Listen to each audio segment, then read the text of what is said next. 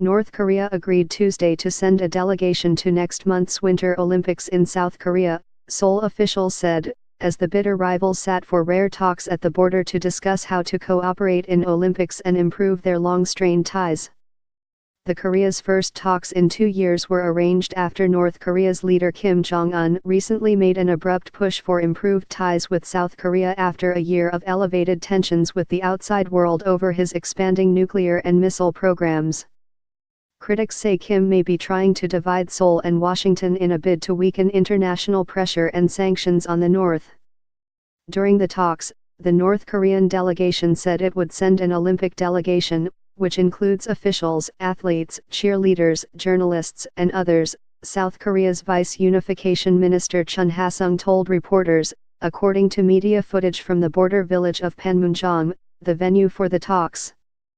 The South Korean delegation, for its part, proposed North Korea send a big delegation and conduct a joint march during the February 9-25 Games opening and closing ceremonies, Chun, one of the 5 South Korean negotiators, said. He said South Korea also suggested resuming temporary reunions of families separated by war and offering military talks designed to reduce animosities in frontline areas. South Korea also stressed the need to achieve denuclearization of the Korean peninsula, Chun said. North Korea responded by saying the two Koreas must try to promote peace and reconciliation through dialogue, he said. The two sides were to continue their negotiations later Tuesday at Panmunjom, the only place on the tense border where North and South Korean soldiers are just feet away from each other. A North Korean soldier late last year defected to the south across Panmunjom amid a hail of bullets fired by his comrades. He was hit 5 times but survived.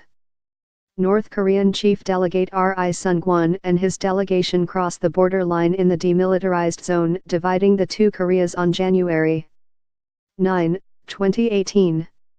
North Korean Chief Delegate Ri Sung-kwon and his delegation crossed the border line in the demilitarized zone dividing the two Koreas on January 9, 2018. The meeting began with an amicable atmosphere Tuesday morning, with Chief North Korean Delegate Ri Sung-kwon saying he hopes the talks would give a New Year's first gift precious results, of the talks, to the Korean nation.